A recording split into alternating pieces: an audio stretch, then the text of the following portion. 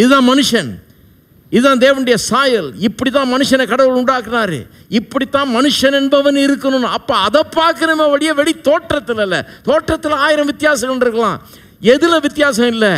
அந்த சாயல்ன்றது வெளி தோற்றத்தை குறித்தது அல்ல. சாயலுங்கிறது ஒரு மனுஷன் எப்படிப்பட்டவனாய் இருக்கிறான் என்பதை குறித்தது. கிறிஸ்தேசுவே என் நம்பிக்கை, கீதம் வெளிச்சம் வேளாதே, இம்மூலைகள் அசையாதே, பெருமழை புயல் காற்றுக்கும் ஒப்பில்லாத மாண்பாரே, என் பயங்கள் நீக்கினாரே, எனக்கெல்லாம் என் இயேசுவே அவரது அன்பு போதுமே.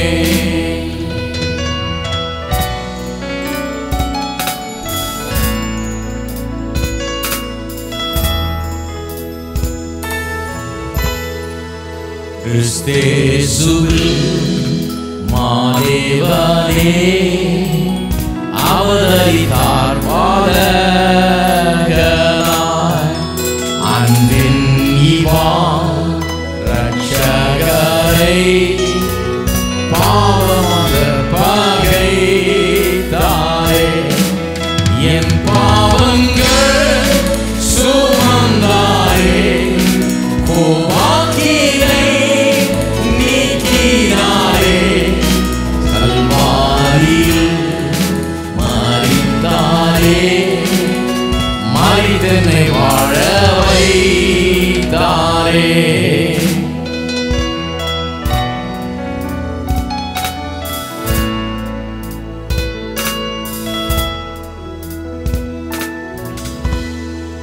கல்லறையில் சடலமாய் ஒளியை இருள் சூழ்ந்தேட்டாரே,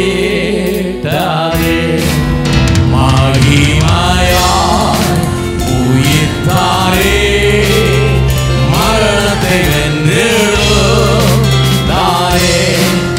என் பாவங்கள் சாபங்களை நீர் நீக்கினீர், என் இயேசுவே ரத்தத்தால் நீக்கினாலும் சொந்தமாய் நீரே சொந்தம்.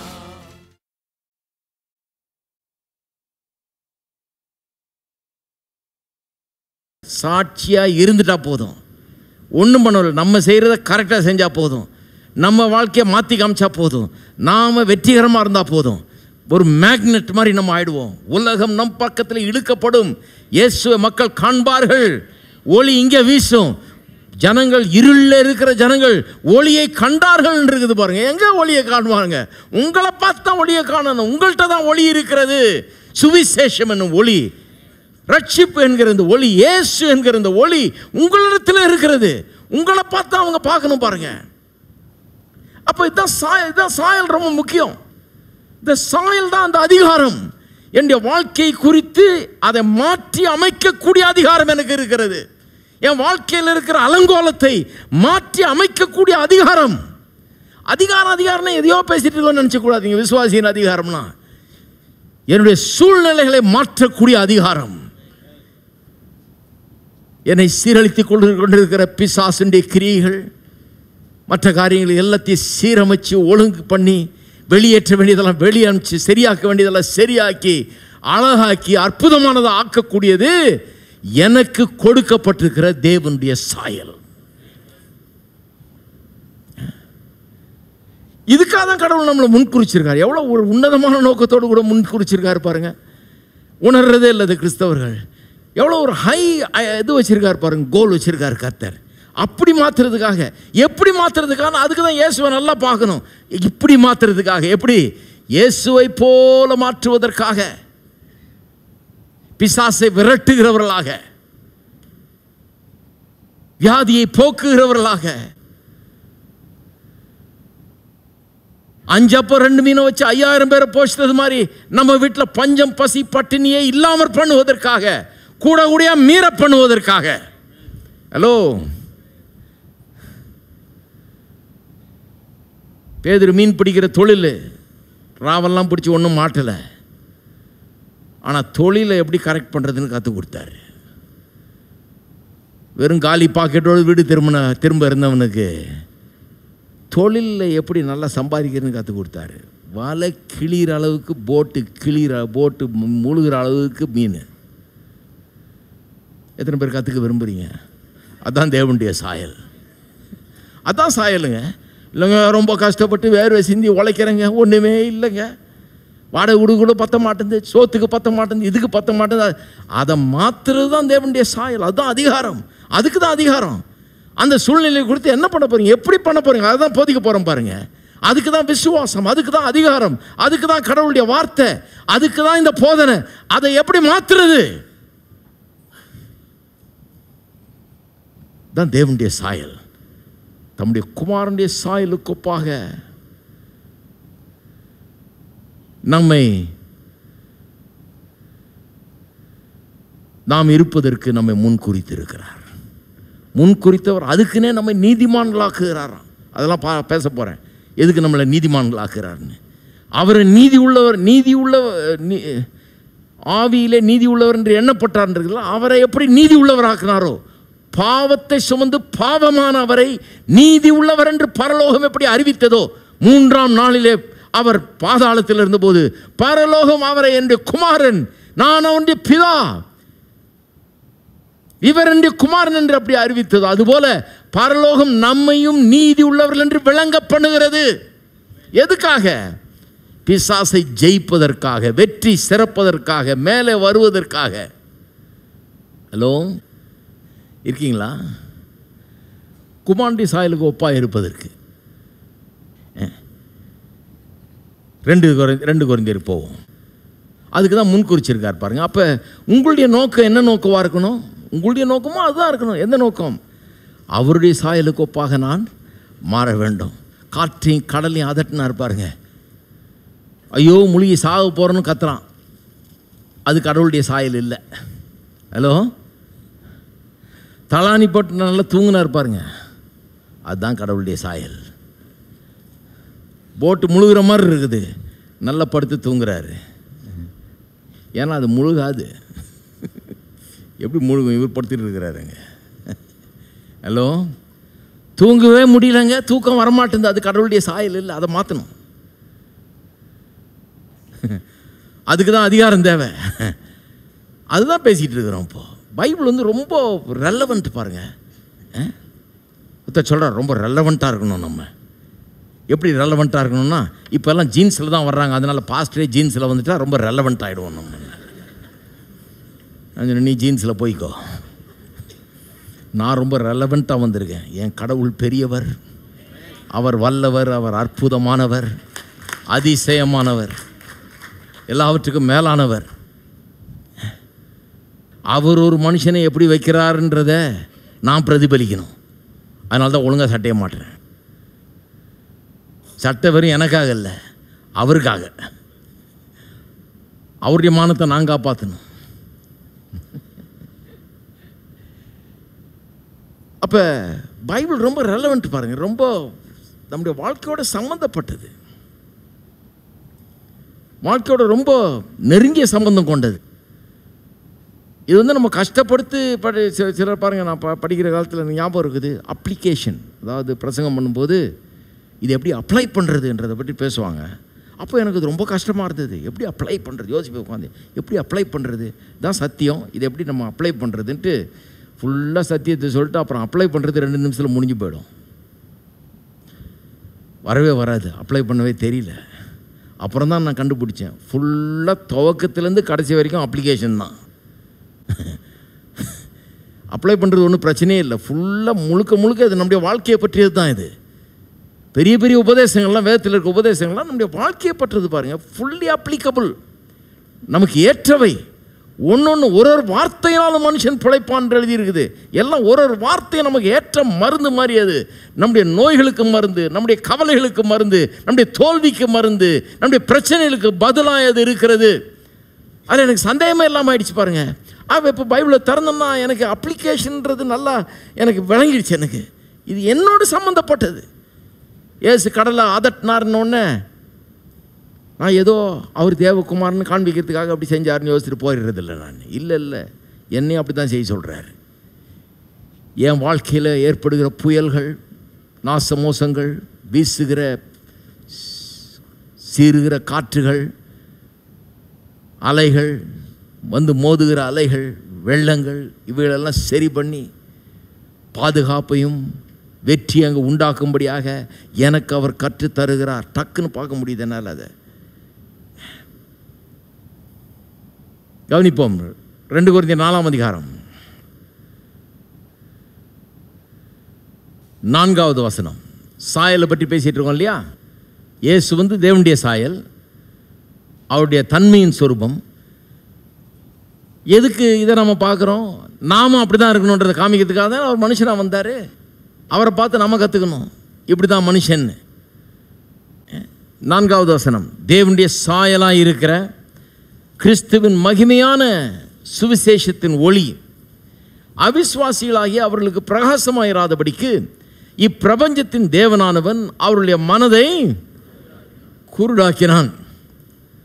அதாவது கடவுள் வந்து நாமெல்லாம் அவருடைய குமாரனுடைய சாயலுக்கு ஒப்பாக, அதாவது இயேசு கொப்பாக அல்லது இயேசுவை போலவே எல்லாரும் மாற வேணும்னு விரும்பி அதற்காக நம்மை முன்குறித்து ஒரு திட்டமிட்டு அதற்காக அவரை அனுப்பி அதற்காக அவரை இங்கே வாழச் செய்து அதற்காக கல்வாரி சிலுவையில் மரிக்க செய்து உயிரோடு எழுப்பி அதற்காக ஆவியானவரை அனுப்பி அதற்காக வேத புஸ்தகத்தை தந்து அதற்காக சபையை வச்சு அதுக்காக போதர்களை வச்சு அதுக்காக எல்லாம் பண்ணிட்டுருக்கார். அவர் பெரிய நோக்கத்தோடு பண்ணிட்டுருக்கார் பாருங்க அவர். ஏன்னா எல்லாரையும் இயேசுவை போலாக்க வேணும். இதுதான் மனிதன்.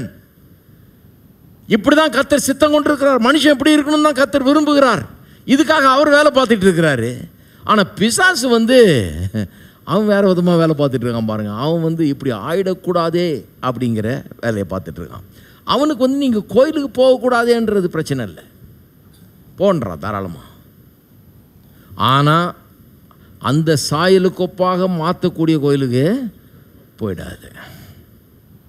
அந்தெல்லாம் பிரசங்கம் பண்ணுறதை கேட்காத. இந்த விசுவாசம், விசுவாசியின் அதிகாரம் அதெல்லாம் நம்பாத. அந்த மாதிரி கோயிலுக்கு போவாது. ஏதோ போ, கொஞ்ச நேரம் கும்பிட வேண்டியது தான், அப்புறம் போக வேண்டியது தான். அப்படி போ, மற்றபடி போகாது. பாருங்கள், நிறைய பேர் நினைக்கிறாங்க கோயிலுக்கு போகிறதுக்கே பிசாசு எதிரின்னு. கிடையாது. அவன் பாட்டு பாடுறதுக்கும் எதிரி இல்லை, நீங்கள் பைபிள் வாசிக்கிறதுக்கும் எதிரி இல்லை. அவனே வாசித்திருக்கிறான் நல்லா. ஆனால் இந்த மாதிரி சத்தியங்களை, இந்த மாதிரி வெளிப்பாடுகளை நீங்கள் அறிந்து கொண்டு பெற்றுக்கொண்டு மாறிடக்கூடாது. எப்படி மாறிடக்கூடாது? அவருடைய சாயலுக்கு ஒப்பாக நீங்கள் மாறிவிடக்கூடாது. இதுதான் அவனுடைய நோக்கமே பாருங்க. அவனும் ரொம்ப குறிக்கோளோட வேலை செஞ்சுட்டு இருக்கான். அவனுக்கு பாயிண்ட் தெரியுது என்னன்னு, அவனுக்கு என்னன்னு நல்லா விளங்குறது. அவனுக்கு என்ன வேணா பண்ணிக்கிட்டோம், போட்டும் கோயிலுக்கு. உபவாசமா போ, உபவாசம். ஆல் நைட்டா சரி போ, ஆல் நைட்டு கூட. ஹலோ, ஆல் நைட்டை பற்றி அவனும் பயப்படுறதில்லை. ஆல் டேயாக இருந்தாலும் பரவாயில்ல, ஆல் நைட்டாக இருந்தாலும் பரவாயில்ல, 40 நாள் உபவாசமாக இருந்தாலும் பரவாயில்ல, 21 நாள் உபவாசம் இருந்தாலும் அதெல்லாம் பயப்படுறதே இல்லை. அவன் எதுக்கு பயப்படுறான்?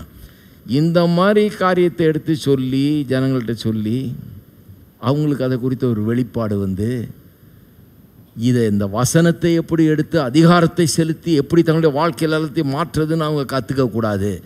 அதை கற்றுக்காமல் தடுக்கிறதுலேயே அவன் குறிக்கோளாக இருக்கிறான். அதுதான் அவனுடைய வேலை. அவன் என்ன பண்ணுறான்னா, சுவிசேஷத்தின் ஒளி, அதாவது தேவனுடைய சாயலாக இருக்கிற கிறிஸ்துவின் மகிமையான சுவிசேஷத்தின் ஒளி. சுவிசேஷமே பாருங்கள், தேவனுடைய சாயலுக்கு ஒப்பாக உங்களை மாற்றக்கூடிய சக்தி வாய்ந்ததாக இருக்கிறது. The gospel is the power of God unto salvation, Pavul சொல்கிறாரு. சுவிசேஷம் ரட்சிப்புக்கு ஏதுவான தேவனுடைய வல்லமையாக இருக்கிறது. அந்த சுவிசேஷத்தின் ஒளி அவிசுவாசிகளாகி அவர்களுக்கு பிரகாசமாயிராதபடிக்கு, இதை யாரும் கேட்டாதபடி, இந்த சுவிசேஷத்தை கேட்டாதபடி, அறிஞ்சு கொள்ளாதபடிக்கு, இதை புரிந்து கொள்ளாதபடிக்கு இப்பிரபஞ்சத்தின் தேவனானவன் அவருடைய மனதை குருடாக்கினான். அப்போ பிசாசுடைய குறிக்கோள் என்ன? இது நடந்துடக்கூடாது. எது நடந்துடக்கூடாது? நீங்கள்லாம் தேவனுடைய சாயலில் அல்லது இயேசு கிறிஸ்துவனுடைய சாயலின்படி மாறிவிடவே கூடாது. அந்த மாதிரி ஆகிடக்கூடாது. அந்த மாதிரி ஆயிட்டா அவனுக்கு இடமே இருக்காது. எத்தனையோ வீடுகளுக்குள்ளே அவன் நுழைய முடியாது. வாழ்க்கைக்குள்ளே அவன் நுழைய முடியாது. ஒன்றும் முடியும். எல்லா இடத்துலையும் விரட்டுவாங்க, போராடலாம். இப்போ ஃப்ரீ என்ட்ரியாக இருக்குது. எங்கே போனாலும் நிறைய வீடுகளில் வரவேற்பு அவனுக்கு. இப்போ இதை கற்றுக்கிட்டாங்கன்னா வரவேற்க மாட்டாங்க. அதனால தான் அவன் அதை செய்கிறான் பாருங்கள். சரி, அப்போ நாம் கிறிஸ்து இயேசுவுக்குள்ளாக மறுபடியும் சிருஷ்டிக்கப்பட்ட போது அதான் புது சிருஷ்டிப்புன்றோம் இல்லையா?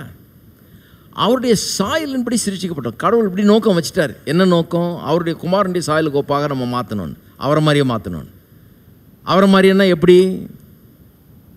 அந்த காலத்தில் எங்களுக்கு நண்பர் ஒருத்தர் இருந்தார் பாருங்கள். அவர் இப்படி தாடி வச்சுருப்பார், இப்படி ஒரு ஃபோட்டோ எடுத்திருந்தார். நான் நினச்சேன் இயேசுவ மாதிரியே இருக்கிறாரு. அவரை பார்த்தே ஒரு கும்பிட்டுருக்கோம் நம்மள இருக்கும். அப்படி இருக்கும், அவ்வளோ நல்லா இருக்கும். இயேசுவ மாதிரியே இருக்கிறாரு. நிறைய பேர் அந்த மாதிரி மாற பார்க்குறாங்க. அவரை மாதிரி ஒரு வஸ்திரத்தை போட்டுக்கிட்டு, அவரை மாதிரியே ஒரு தாடியை வச்சுக்கிட்டு, அவரை மாதிரியே அந்த சாயலை சொல்ல நான் தான் பவுலப்போஸ்தலன் சொல்கிறார் இல்லையா? மாம்சத்தின்படி, இனி மாம்சத்தின்படி நாங்கள் ஒருவனையும் அறியோம். அது எங்கே வருதுன்னா 2 கொரிந்தியர் 5ஆம் அதிகாரம் 17ஆம் வசனம் என்ன சொல்லுது? ஒருவன் கிறிஸ்துவுக்குள்ளே இருந்தால் அவன் புது சிருஷ்டியாக இருக்கிறான், பழையவில் ஒழிந்து போயின எல்லாம் புதிதாயின. அதுக்கு முந்தின வசனம் என்ன சொல்கிறார்? மாம்சத்தின்படி ஒருவனை அறியோம். இனி மாம்சத்தின்படி நாங்கள் ஒருவனையும் அறியோம்ன்றார். சொல்லிட்டு தான் சொல்கிறார் ஒருவன் கிறிஸ்துவுக்குள்ளே இருந்தால். அப்போ எல்லாரையும் பவுலப்போஸ்தலன் என்ன சொல்கிறாரு? இனி ஒருத்தன் தாடி வச்சிருக்கானா இல்லையான்றது பிரச்சனை இல்லை, அவன் என்ன சட்டை போட்டிருக்கான்றது பிரச்சனை இல்லை, அவன் நீல அங்கி போட்டிருக்கானா இல்லை ஷார்ட்டாக சட்டை போட்டிருக்கானா இல்லை எப்படி இருக்கான்றது அது பிரச்சனை இல்லை. ஏசு மாதிரி இருக்கான்ற ஏசு. சரி, ஒருத்தர் கேட்குறாரு, ஏசு வெள்ளைக்காரரா? அவர் நம்ம மாதிரி நிறம் உள்ளவரா? இது ரொம்ப முக்கியமான கேள்வி அது. சரி, அவர் வெள்ளைக்காரராகவே இருந்தால் கூட என்னவா? வெள்ளைக்காரர் கிடையாது, அப்படியே இருந்தால் கூட என்னவா? அது முக்கியம் கிடையாது. அந்த சாயல்லாம் முக்கியமே கிடையாது. நிறைய பேருக்கு அதில் ஒரு பெரிய இன்ட்ரெஸ்ட்டு. அவர் எந்த ஊர் சேர்ந்தவர்? அவர் எந்த ஜாதியாக்கும்? நம்ம ஊருக்காரரா அவர்?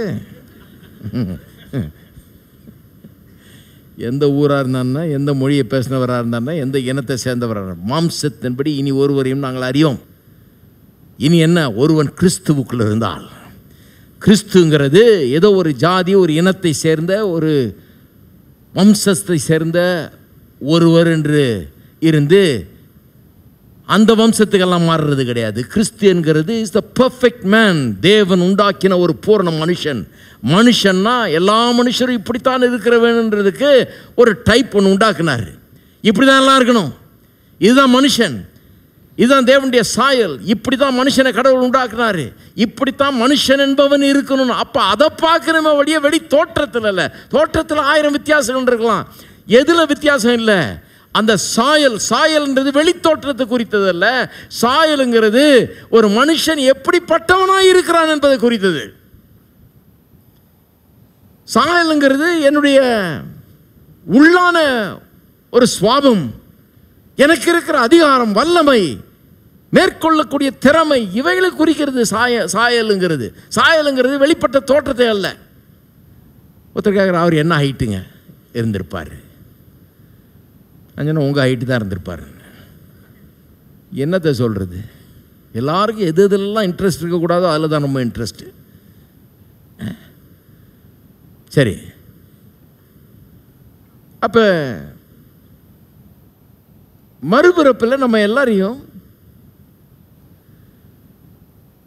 அவருடைய சாயலின்படி உண்டாக்கினார். நாம் எல்லாம் கிறிஸ்து இயேசுவுக்குள் சிருஷ்டிக்கப்பட்டு அப்படின்னு வேதவசனம் சொல்லுது. முதல்ல எபேசியர் திருப்புங்க. எபேசியர் 2ஆம் அதிகாரம் 10ஆம் வசனம். ஏனெனில் நற்கிரிகளை செய்கிறதற்கு நாம் கிறிஸ்து இயேசுவுக்குள் சிருஷ்டிக்கப்பட்டு தேவனுடைய செய்கையாய் இருக்கிறோம். அவைகளெல்லாம் நடக்கும்படி அவர் முன்னதாக அவைகளை ஆயத்தம் பண்ணி இருக்கிறார்.